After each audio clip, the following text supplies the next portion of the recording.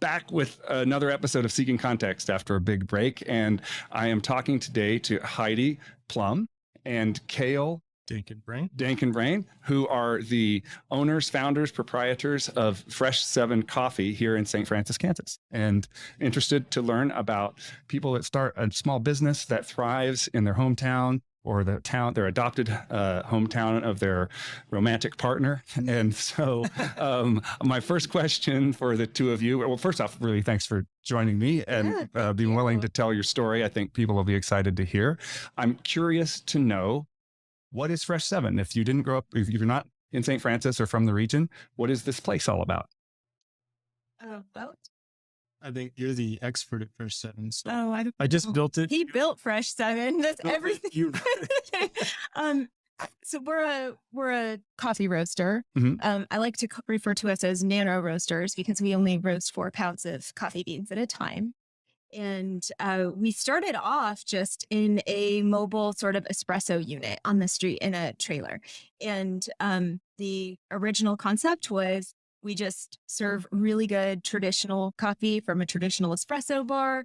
And we roast really small batches of beans. And we only serve them after they set for 7 days. We only serve, after they set for 2 days, we only serve them for 7 days after that behind the counter. So it's just super fresh. And what are the rest of them? Or do you always sell out? What happens with those? Okay.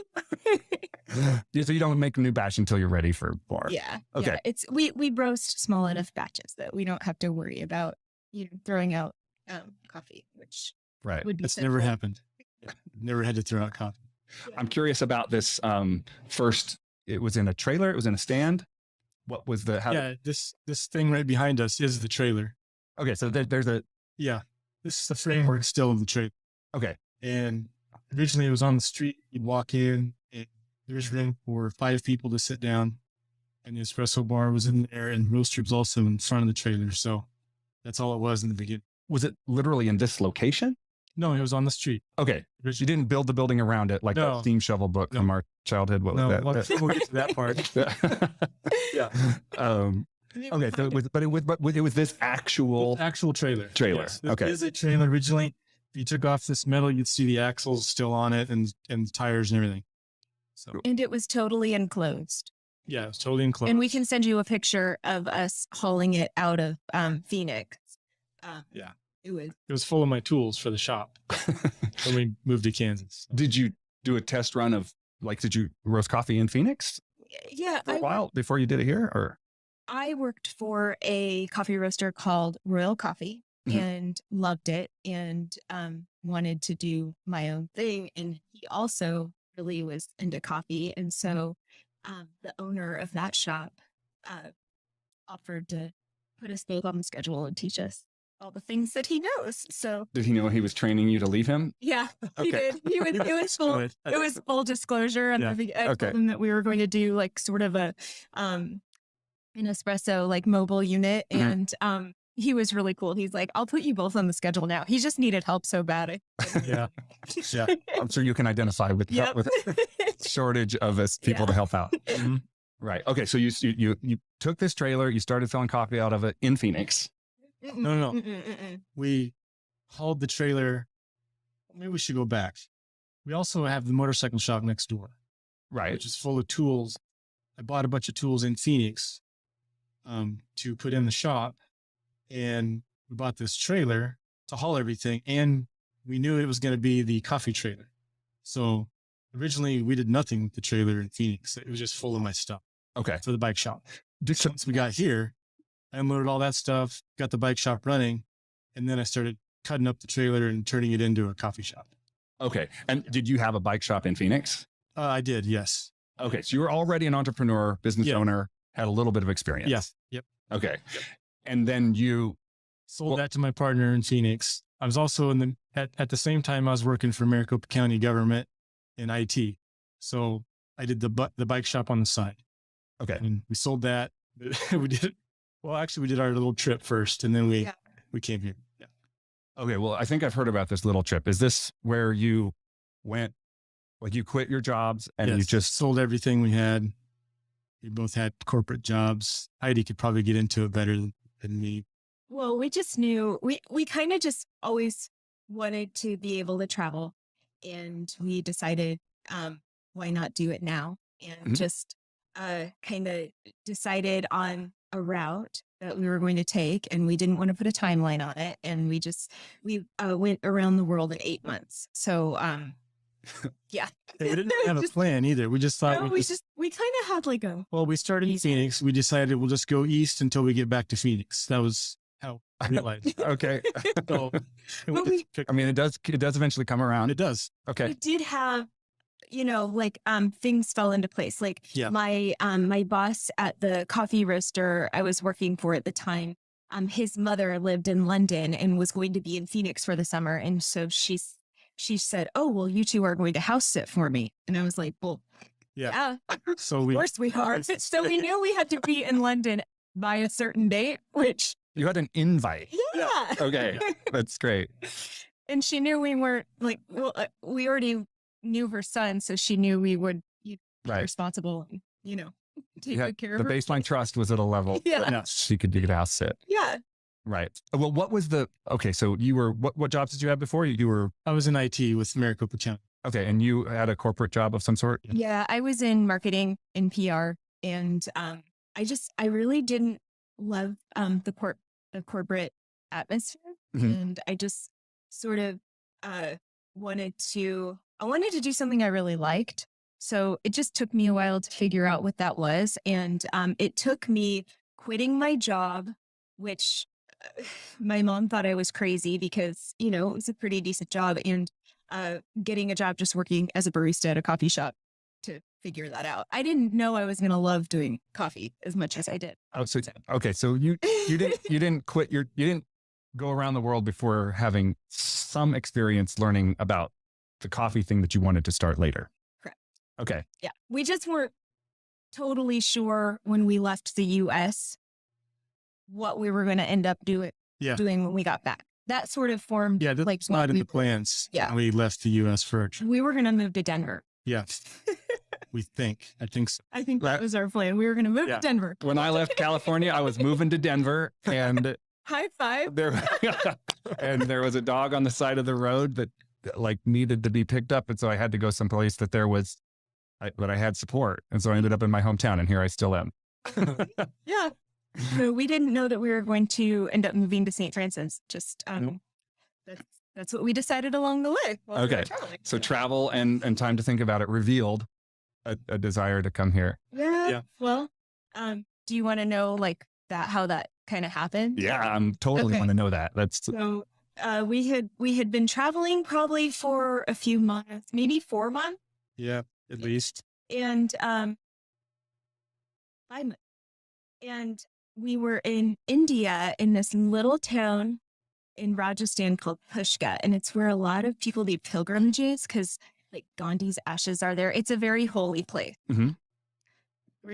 We just heard it was like a really cool little town. So we went there and spent some time there, and there was a little coffee shop underneath the hotel we were staying at. And so every morning we would wake up and go to this little coffee shop. And one morning I just made the comment that, well, for one, I missed making coffee because it's really fun once you get, trained and it's just fun, like instant gratification on every drink. I did not know that. Yeah.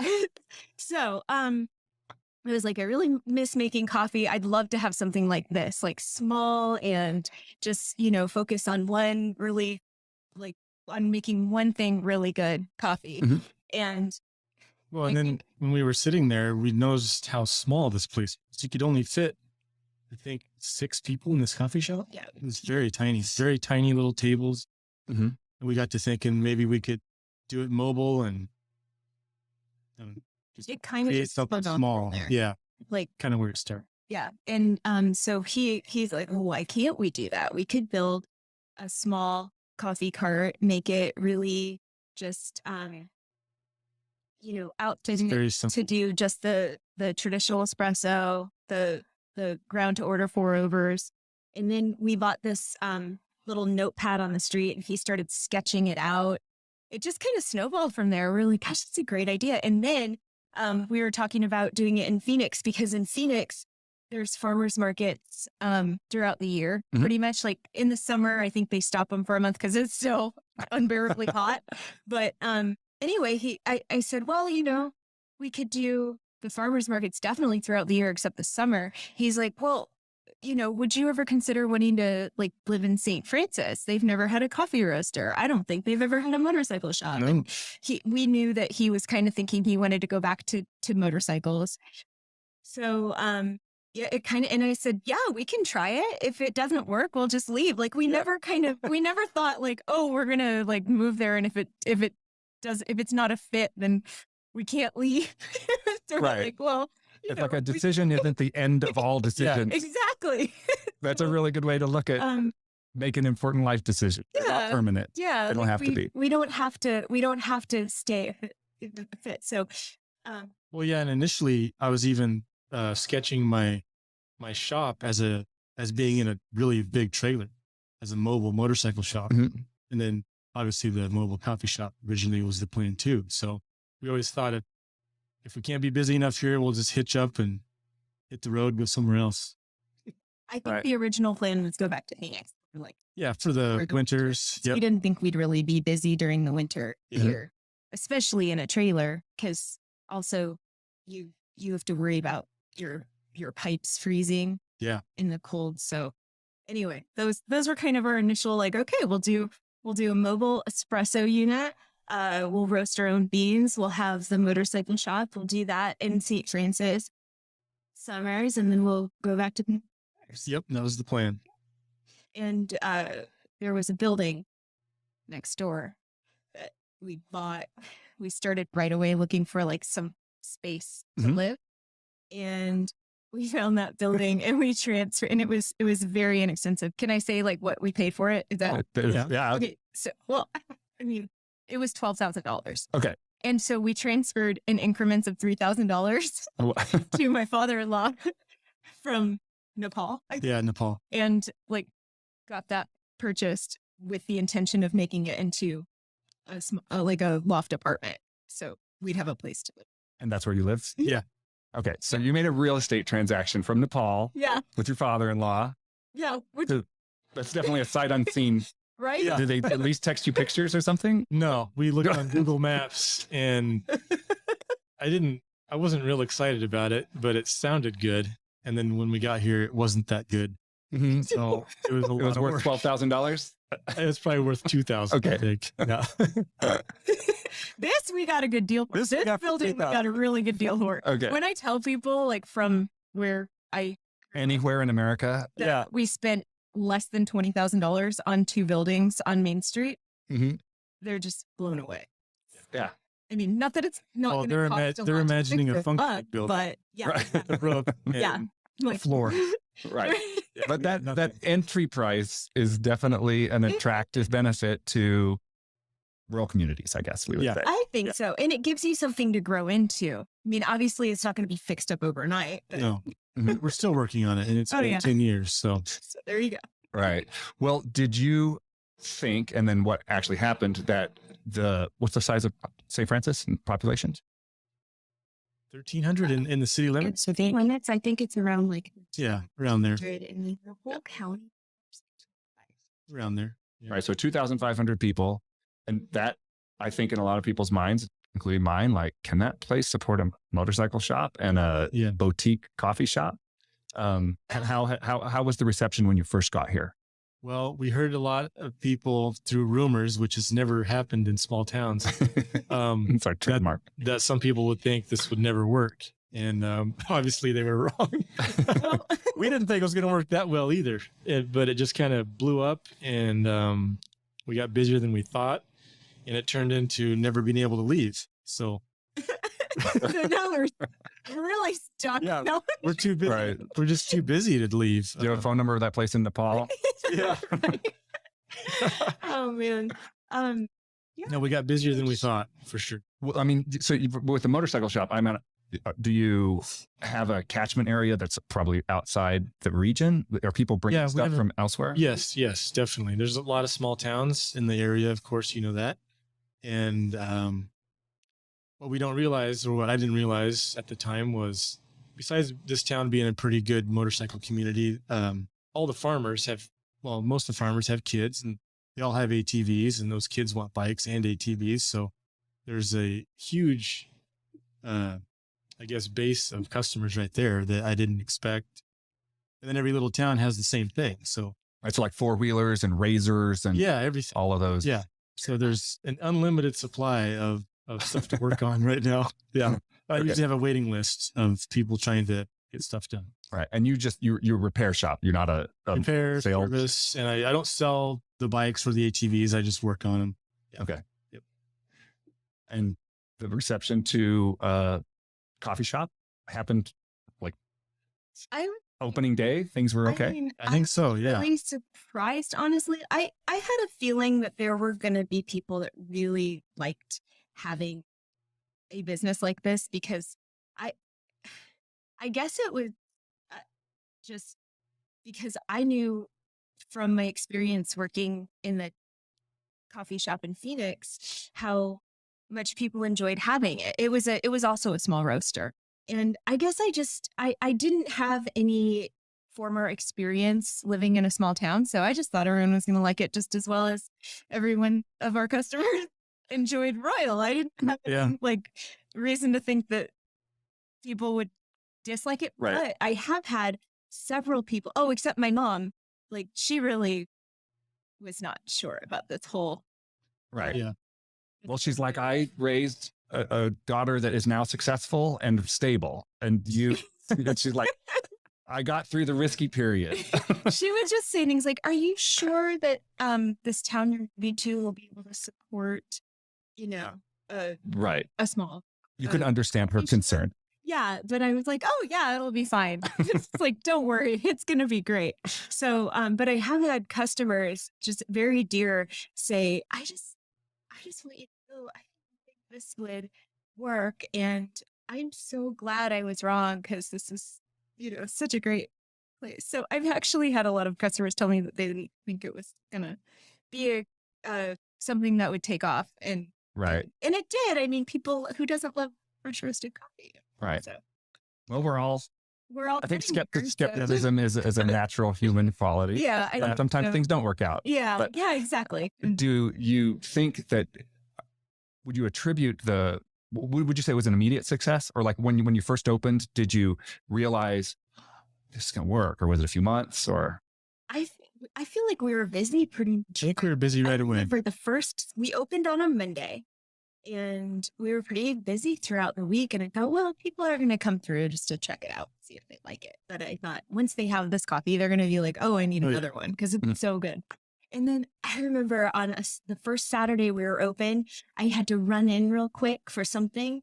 And then I came back and there was like a full house line out the door, like inside the trailer. Day 2? First Saturday open. Okay, So it was first weekend. And I was Saturdays were crazy. I was totally shocked. And then after that, I would say like every day we would always. Yeah, just kept Get growing that. and growing every day. Yeah. And we also kind of had a rule that we didn't want to advertise. So we just wanted it to all be word of mouth. And that worked out really well. Well, people do talk in small towns. Yeah, exactly. That is a method of communication around here. Yeah. So it was, I would say it was, not that it was immediately like, okay, that's it, we can retire. Yeah, definitely. It was well received from the beginning. I don't feel like we had, our only challenges were working with the city council to figure out where we could park us, because without complaints. we started out in the parking lot of the senior center, and Mhm. that was not, and then we couldn't stay there, so we had to leave. So we set up in front of this building, and then we got in trouble for blocking pedestrian traffic. Yeah. And saying, Yes, that's what we were looking at the guy like, kind of like Fifth Avenue. yeah, exactly. And so then the owner of the property across the street said we could set up there for as long as we wanted to. So we ended up there until we got this building and started working on it. And moved in here by the time winter hit, so we could stay open. So the water pipes freeze. Yeah. And I see a garage door window over here. Did you drive the trailer in here? How did the trailer get inside this location? No, the back wall did not exist when we bought this building, and neither did the windows or the floor Or the roof. or the roof Or the bathrooms. or the bathrooms. There was were there rafters? There was rafters only to see the old ones. They were there, and that was it. So I can see the stuff new above it. Yeah. I put that on in 2015. So we were in here a couple years with an open roof and all the weather, no bathrooms. This used to be a regular floor with a basement under it, and it was caved in when we bought it. So we had to rip out the old Don't worry. floor joists. And we had it filled with concrete waste. I'm like, this is a brick. Yeah, neighbors over. I mean, it's just been an endless thing. So there's still a basement down there? No. Okay. It's all filled in. Got it. It's all filled in. Yep. Yeah. Okay, I do feel safer. Yeah. You won't fall through anything. Yeah. So So it was a step by step. It's very incremental. and we're still working on things. It's an endless project basically. So yeah. And now you serve more than coffee. yes. We grew. So when we started, we did do coffee and tea. Tea and coffee go together. Mhm. And then we had oatmeal and our little Yogurt yogurt snacks. parfaits. But you kind of start to learn what the needs are like in the community. And one of my very dear friends and favorite customers said to me one day after she finished her coffee, she said, "Now you have the coffee part covered and I love it. But if you really want to be my best friend, you'll be able to serve me wine after work." So, and I was like, well, actually, that's something in the works. So we got our liquor license a few years in and started serving beer and wine and handcrafted cocktails and all that fun stuff. And that was well received. And then we started adding food, just a little, because for a small community, we do have a lot of good options for meals, but not a lot. And people like to have options. So we started adding food to the menu just bit by bit and then built the kitchen probably 4 years ago. Remember. Sounds good. Just keep tracking. Yeah. All right. In that sequence of events, somewhere there was a kitchen added. Yeah. Sometime at some point there was a kitchen. And then I guess I was thinking about the food variety. Do you rotate the menu so that you give people that variety internally, or you have like 5 things? Well, yeah, we do mostly just salads and wraps and sandwiches, like nothing really crazy. Just, it's just another option. Right. But we have probably we have 3 restaurants on Main Street. We have 3 on the highway, and I feel like we all serve different things, so it just gives people, just another option. Right. Well, are there near-term plans you said there's always things going on. Are we buying the next building? I mean, you're just taking down the street, or? Well, I thought about it, but I don't want to do a bunch of work on another disaster. Yeah. Oh, I was going to follow back to this question. When you say you put this roof on, did you say you? Like, me. Yeah. Okay. Carpentry Yeah, and motorcycle and coffee. Yes. Okay. And plumbing and electrical. Okay. I did all of it. Yes. Got it. And IT. And IT. Yes. Okay. Yeah. So that helps. If you're going to buy a condemned building in rural America, you want to have some skills, I guess. Okay. And then you'll come out okay, I guess. You won't spend too much on it. Right. Yeah. Time. You'll have lots of time. And he knew how to do this before, because I didn't know he knew how to do all this. He worked with his dad growing up, and my father-in-law is a carpenter, and he taught Kale how to do all the things. So. Yeah. Yeah. And Right. And were those skills used previously in your career? Let's see.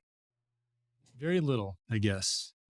So yeah, not that much. When I was doing IT, we did a little bit of construction stuff when I was doing cellular towers, but not so much the woodworking. So no, I guess not. No. Yeah. But something you learned a long time ago that came back around to be useful. Yeah, I learned it very young. And let's see, I think I started when I was 12. And then I think I helped till I was 19, maybe, on construction stuff. Mm-hmm. So I learned how to do concrete and everything. So, yeah. a lot of stuff. It's really cool. Yeah, that's probably, it leads into my next question. Do you think were successful and have continued to be successful? Do you attribute that to things that you learned not to do? What led up to making decisions that turned out to be beneficial to both of you? I don't know how to answer that one, I guess. Maybe just basic math. I think that's what you can attribute everything to. For me anyway, like you don't want to go into debt, too far right away. It's good to have positive cash flow. Mm-hmm. I guess you could say that. So everything we did very slowly so we could always pay for it and not go into debt doing it. So I guess that's why everything took so long. Yeah.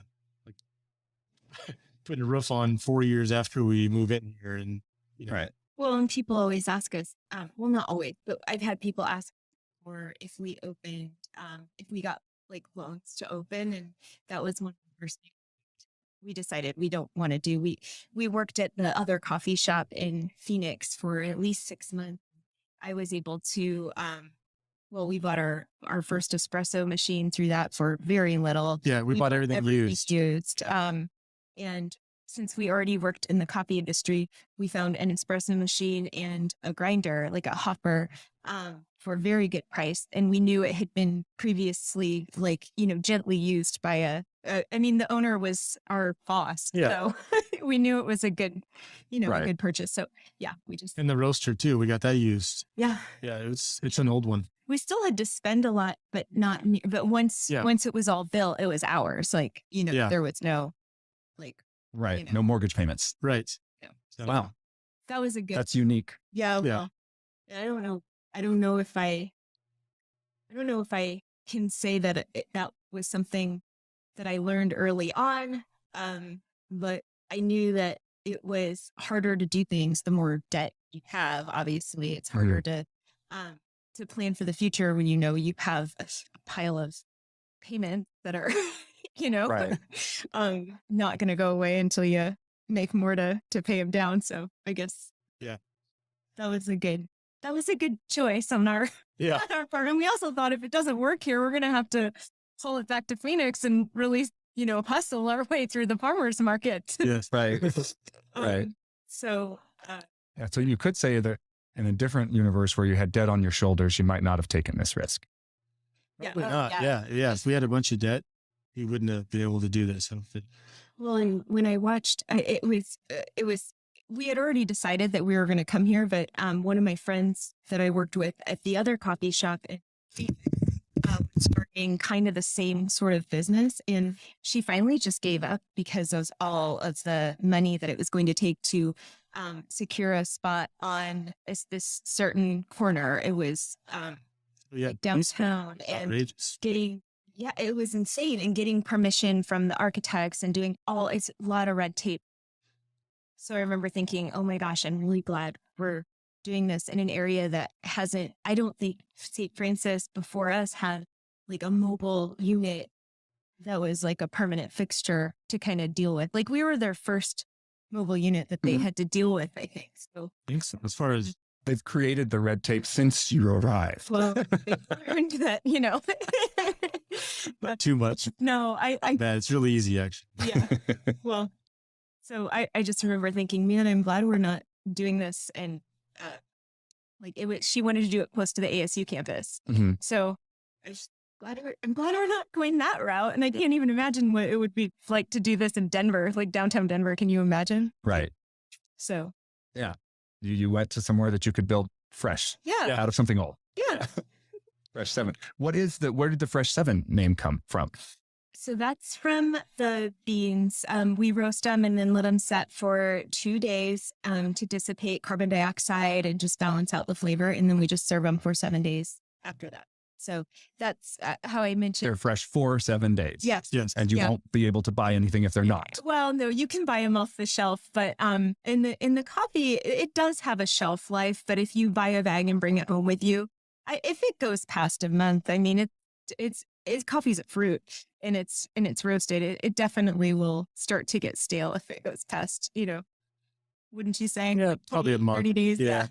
Depends how you store it too, I guess. Right. But we just do that back here because it's just something we can easily do because we roast just really small batches. So. Kale, this is your hometown. Yep. And how long were you gone before you made the call to come back? About 20 years. And when you did, what was your experience like? Not from the business, but just like the feeling of being back around Imagining you. people that you know and don't know. It was kind of awkward. Well, actually, I didn't know so many people because I haven't seen them in so long. And Heidi has this funny thing they do. I can't remember who it was. Is that Kale? Yes, it is Kale. That whole thing. They kind of crack jokes about people that recognized me when I first came back. And it was just really funny because they didn't know me either. So it was just kind of odd. Had you physically changed or Not you so bulked much, up or really. Yeah. Okay. It was a local running joke. Yeah, Yeah. kind of. Just within the coffee shop. Yeah, like it was just stepping into a public place. I remember hearing this lady's voice go, "Is that Kale?"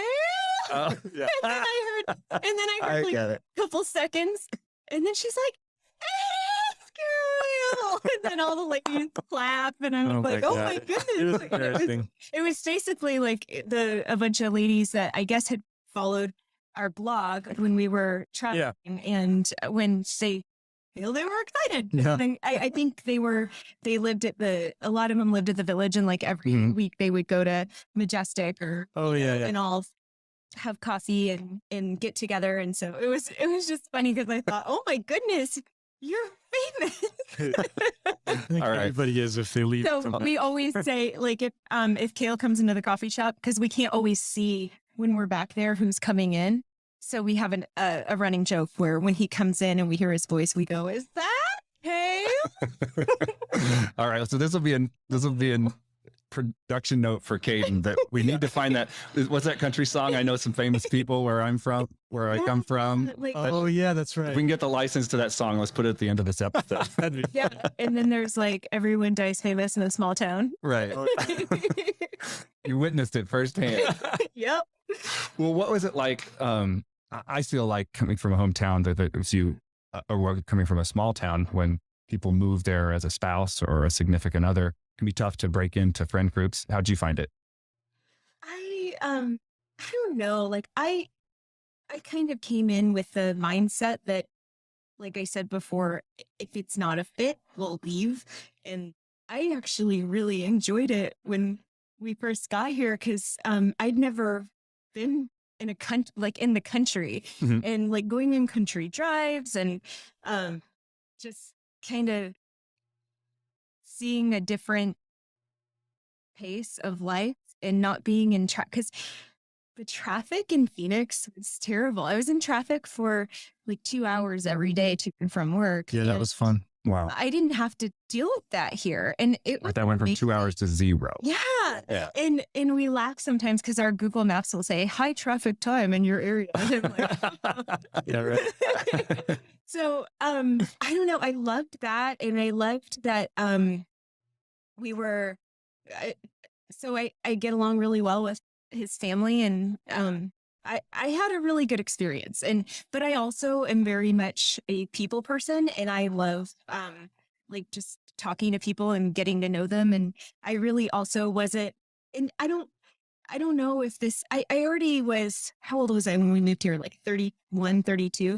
And I already had, I had established friendships from like my childhood. So I wasn't worried about, not being accepted because, everything takes time. You can't just manufacture friendship, Mhm. especially in a small town where people have grown up together. So I don't know. I feel like Well, you grew up in Michigan too, so it's, oh yeah, you always had. I spent like 10 large years in city. Michigan and, still have friends from living there. I don't know. I've lived in a lot of places too. Right. So I just looked at this as just another experience. And honestly, everywhere I've ever lived, I've never had a bad experience. And I've hated, okay, so I've hated everywhere I've ever lived at certain times, and I've loved everywhere I've ever lived at certain times. And I figured this would be the same thing. It's like, Right. So nothing's a slam dunk at all times. No. And I've traveled, to enough small towns and always enjoyed the interactions with people in small towns.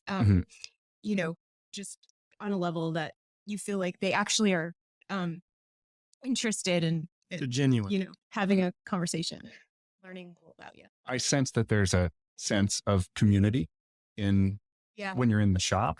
Do you think that's here, or does St. Francis just have a sense of community?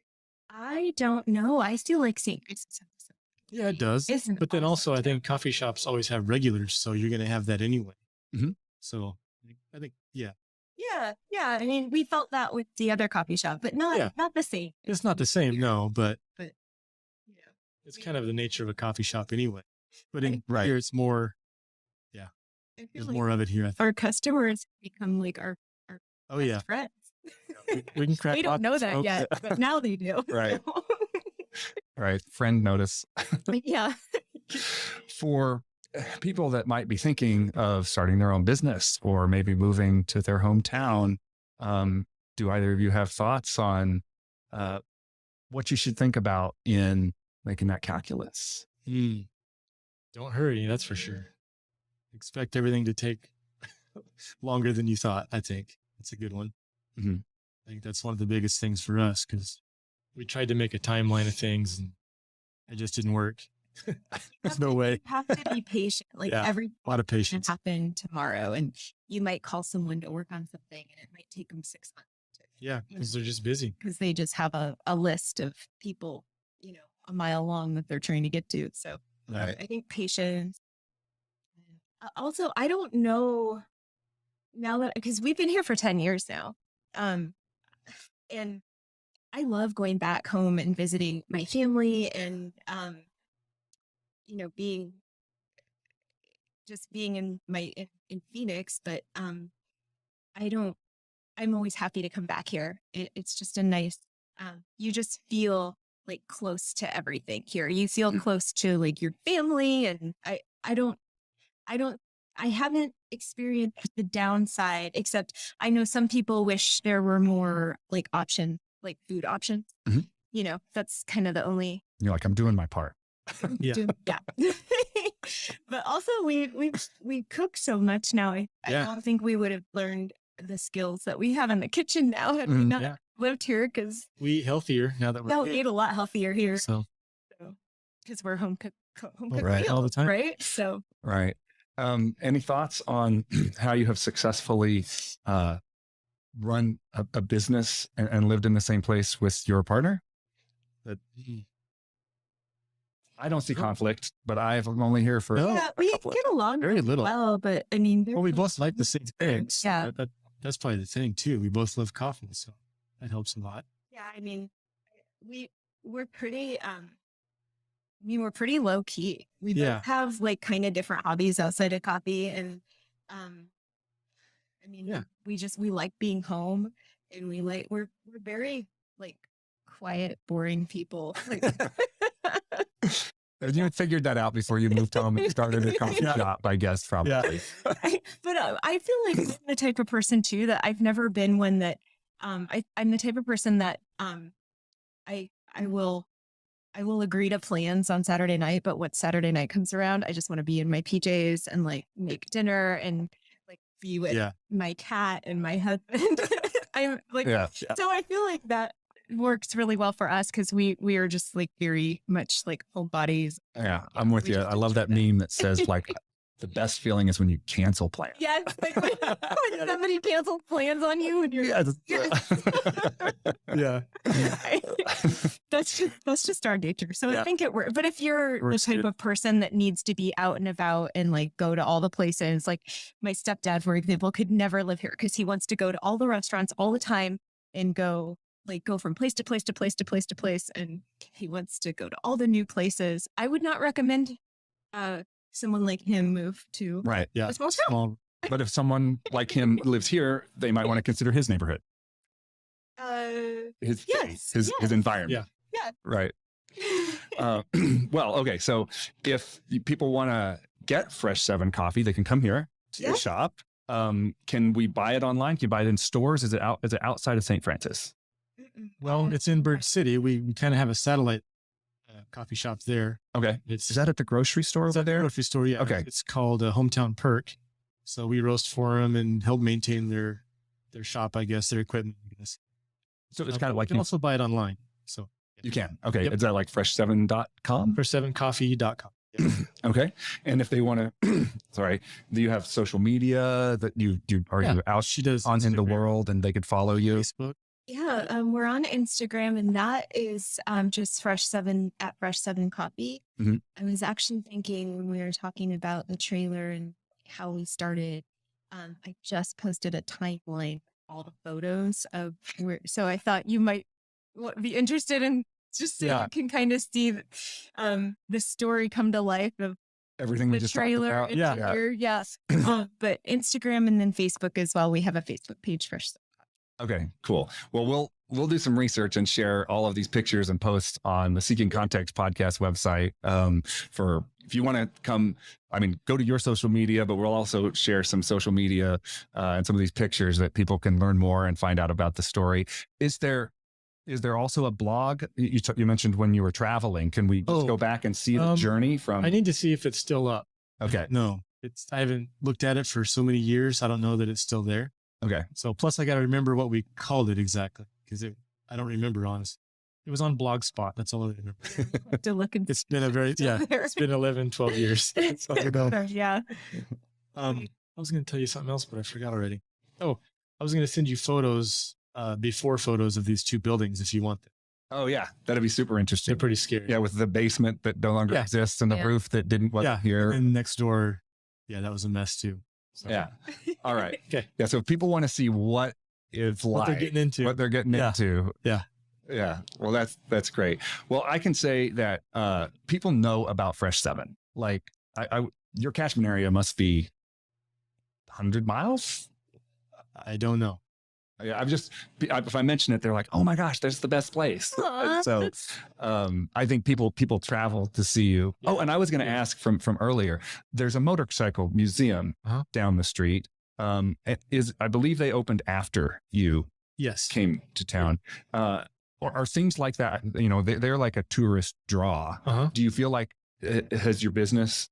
Have you seen a bump since they've been here? Just because if you get out of town traffic that are coming specifically to see that museum?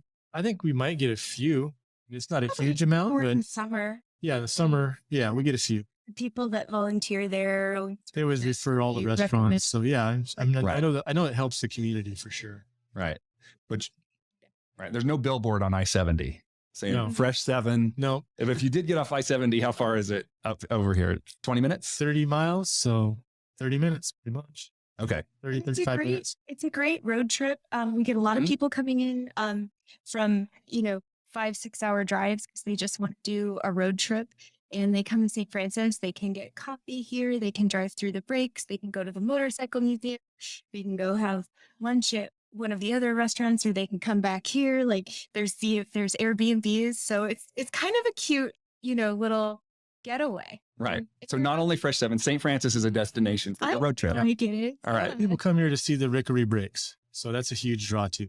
It's a lot of summer, a lot more in the summer. I'm sorry. What is that? The Rickory Breaks. It's kind of like a whole bunch of canyons and crevices just north of town, about 15 miles approximately. And when you see it, you don't even realize you're in Kansas. It just looks completely out of place. Kind of like Little Jerusalem. Or the Monument Rock. Yeah, right. Oh, wow. And it's huge. Amazing. Right. Is it similar? Monument Rocks is like, they're like, oh, this is from hundreds of thousands of years ago when we used to be under the ocean.